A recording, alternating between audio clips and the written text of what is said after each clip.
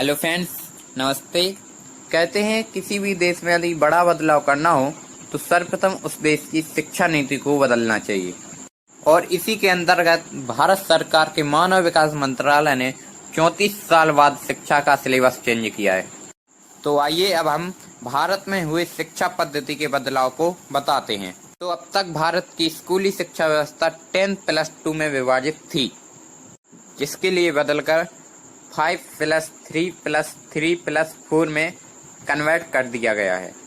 इसके तहत पहले के 5 वर्षों की पढ़ाई फाउंडेशन स्टेज मानी जाएगी, यानी कि इस दौरान विद्यार्थियों की नींव मजबूत तरीके से तैयार की जाएगी और इसका करिकुलम NCERT द्वारा तैयार किया जाएगा।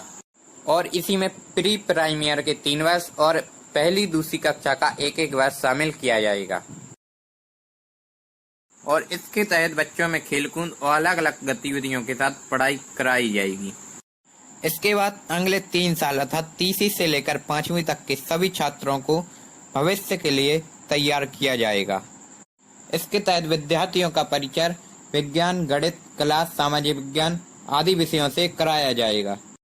और इसके अगले 3 साल मिडिल स्टेज माने जाएंगे, जिसमें 6वीं से लेकर 8वीं तक के सभी विद्यार्थी शामिल किए जाएंगे, जिसके तहत इस स्टेज में विद्यार्थियों को निश्चित पाठ्यक्रम के अनुसार पढ़ाया जाएगा।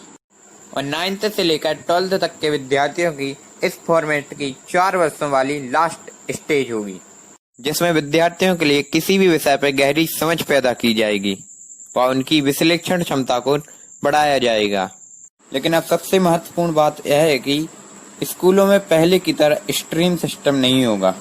इसका मतलब यह है कि यदि कोई आर्ट का छात्र फिजिक्स की पढ़ाई करना चाहता है तो वो अब कर सकता है, और यदि अकाउंट का कोई छात्र, कॉमर्स का कोई छात्र इतिहास की पढ़ाई करना चाहता है तो वो भी कर सकता है। लेकिन संभव है कि उसके लिए अलग अलग विषयों का एक पूल तैयार किया जाएगा और आपको उसी पूल से ही अपने अपने विषयों का चुनाव करना होगा।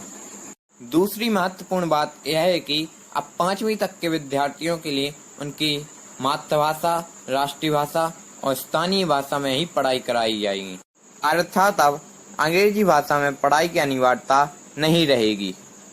अंग्रेजी मात्र एक विषय के तौर पर आपको पढ़ाई जाएगी। 6वीं कक्षा में पहुंचने के बाद विद्यार्थियों के लिए कंप्यूटर कोडिंग सीखने का मौका मिलेगा और साथ में ही 6वीं कक्षा के विद्यार्थियों के लिए इंटर्नशिप का भी मौका मिलेगा। मतलब कि किसी विद्यार्थी को किसी खास विषय में विशेष रुचि है और वह उसकी प्रैक्टिकल नॉलेज ग्रहण करना चाहता है तो वो भी कर सकता है।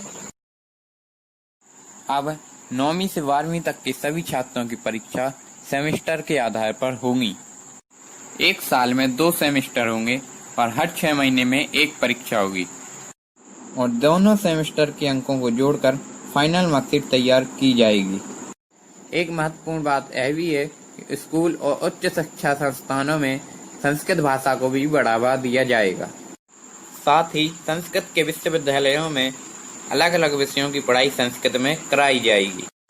स्कूल और कॉलेज में भी संस्कृत की पढ़ाई पर काफी जोर दिया जाएगा। IIT की भी शिक्षा को पहले से ज्यादा समग्र बनाया जाएगा। उच्च शिक्षा संस्थानों में आर्ट और ह्यूमैनिटीज के विषय भी पढ़ाए जाएंगे। साथ ही संगीत, कला, साहित्य को देश के हर कॉलेज में पढ़ाया जाएगा। आशा करता हूँ दोस्तों आपको यह वीडियो पसंद आई होगी। यदि आपने हमारे YouTube चैनल को सब्सक्राइब नहीं किया है, सब्सक्राइब करें, लाइक करें, शेयर करें। धन्यवाद दोस्तों।